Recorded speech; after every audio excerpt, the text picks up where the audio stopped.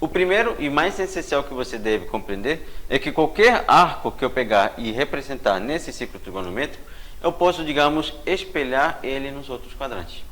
Essa ideia de espelhar ele nos outros quadrantes vai me permitir calcular com mais facilidade essa medida de seno, cosseno e tangente. E geralmente, nos concursos que a gente trabalha, as medidas angulares que pedimos para você tem que ser medidas conhecidas. Eu geralmente não vejo cobrar medidas angulares, por exemplo, de 5 graus ou, por exemplo, de 15 graus. São exercícios que passam a ter uma dificuldade um pouco maior. Mas como a gente está trabalhando o inicial, por enquanto eu quero que você compreenda que os arcos que a gente mais vai encontrar nos exercícios são os arcos notáveis. Quais são os arcos notáveis? Na geometria plana você aprendeu que os arcos notáveis são 30, 45 e 60 graus. Então, é como se eu pegasse um ângulo de 30 graus e eu pudesse espelhar ele no segundo quadrante. Se eu pegasse ele lá no segundo quadrante, eu conseguiria saber a medida de seno e cosseno e tangente dele.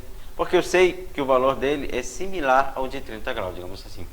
Eu poderia também espelhar ele lá para o terceiro quadrante, como se você colocasse ele aqui e refletisse ele lá embaixo. E eu poderia também espelhar ele lá no quarto quadrante. Então, o principal, o início dessa aula, a gente vai trabalhar o que a gente chama de redução ao primeiro quadrante. Tá?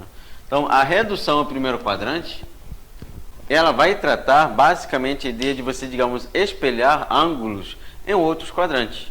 E a gente tem uma regrinha para poder trabalhar isso com mais facilidade. Qual é a nossa regrinha? Vou desenhar novamente aqui o ciclo trigonométrico, dessa vez não tão poluído. Tá? Eu coloco o eixo X e o eixo Y do plano cartesiano, tá? Onde você vai poder garantir o seguinte: se você pegar um ângulo qualquer, por exemplo, alfa, que esteja representado lá no primeiro quadrante, eu vou poder afirmar que a medida dele lá no segundo quadrante será escrita como 180 menos alfa. O mesmo pensamento se repetiria para o terceiro e quarto quadrante, onde eu vou encontrar aquele ângulo alfa posicionado nesse ponto.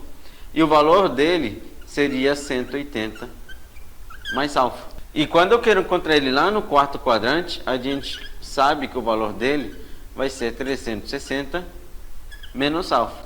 Então, olha só, se eu quero encontrar, por exemplo, quais são os valores de 30 graus no segundo, terceiro e quarto quadrante, eu vou trabalhar da seguinte forma: 30 graus. Como é que eu posso trabalhar com um ângulo de 30 graus em outros quadrantes? Eu vou pensar sempre assim: eu tenho um ciclo trigonométrico, onde o ângulo de 30 graus estaria posicionado aqui, não vou me preocupar muito com a ideia de escala por enquanto, tá?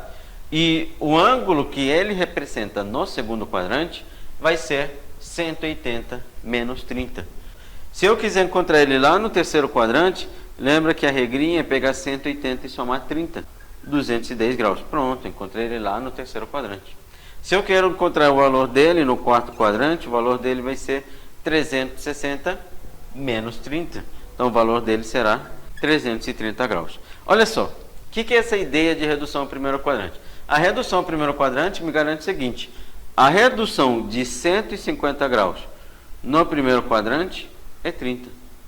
A redução de 210 graus lá no primeiro quadrante também é 30. A redução de 330 graus lá no primeiro quadrante é 30. A ideia de reduzir ao primeiro quadrante é pegar ângulos que estão no segundo, terceiro e quarto quadrante e encontrar qual seria o valor deles se eles estivessem no primeiro.